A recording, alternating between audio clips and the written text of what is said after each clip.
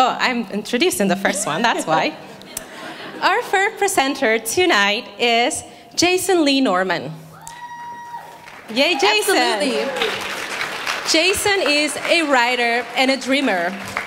And today, he's here to talk to us about the 40 Below project. Please help me welcome Jason.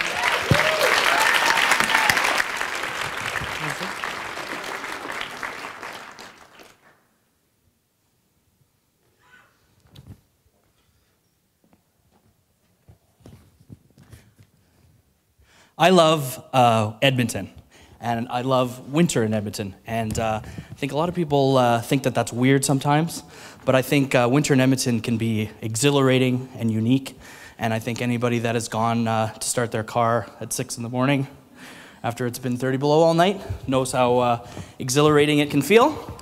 I do think that Edmonton gets a bad rap for being too harsh during the winter time. So I started the 40 Below project, and one of the things I wanted to do was to show people that people in Edmonton are living and thriving in the wintertime especially, and they're creating art, and they're also using our winter environment to inspire that art. So the 40 Below project will be a printed anthology of stories, poems, and essays, and I think it'll be a true love letter to the city of Edmonton and also the people that choose to live and build something here. So the next words that you're going to hear will be from some of those stories and poems and essays that were submitted to 40 Below. And we got over 300 submissions for this project. People as young as 8 years old and as old as 85. And people have lived here their whole lives, and some people that are brand new to Edmonton. Here we go. I forget it's -13 and instead embrace my surroundings. The sky is a brittle blue and the thin winter sun hangs low. The North Saskatchewan River, high-banked and carved deep, is laid bare. It's this black and white landscape that reveals the bones of an ancient valley, stories of a geological past. Recently, I found my creative writing notebook from grade 5. The teacher asked us to write about why we like and dislike winter.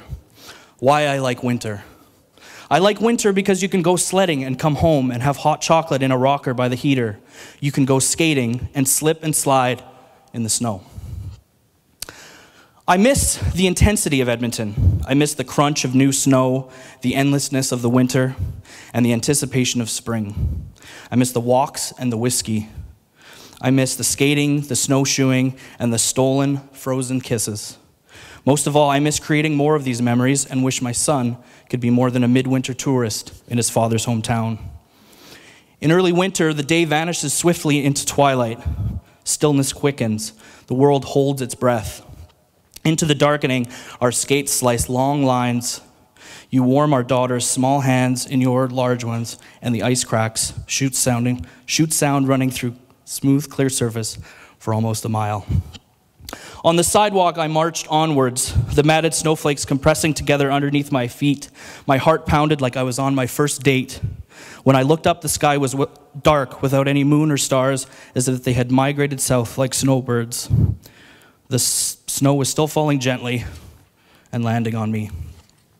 The falling snow was like the kind of snow I had seen in the movies, and I could hardly believe that I was walking on real snowflakes. I waddled like a hockey player or a penguin with my winter jacket and pants. I felt like I was dreaming, and it was the most beautiful thing I had ever seen. I enjoyed walking in the street, despite gusts of wind and the thick falling snow. You grow to like the open prairie with its blanket of white powder, its endless nights, its foolish sun. Foolish, fake, phony, false, a mockery, pretend. The sun here is a sham, the old Lebanese lady warned the newcomer, because it shines bright, but cannot warm your heart.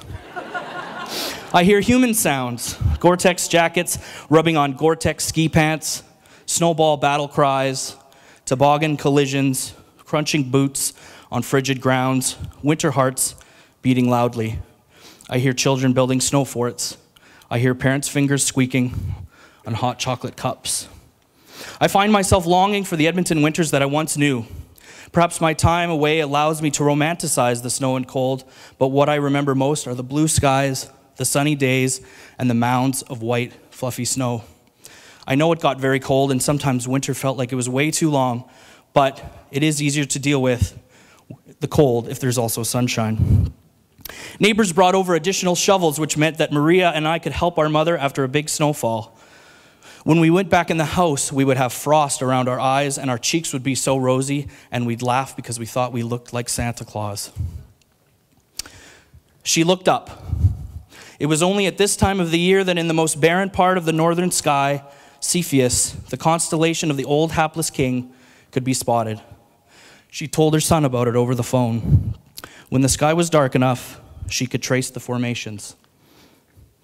Wake me if it snows. Always. If it is snowing and you are up and I am sleeping, wake me, please. Bring me back from sleep. Because when it snows, something is protected.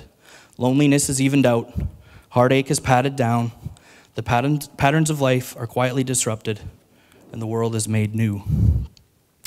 Can see clear all the way to the edge of the universe. The sky is so clear tonight, cold.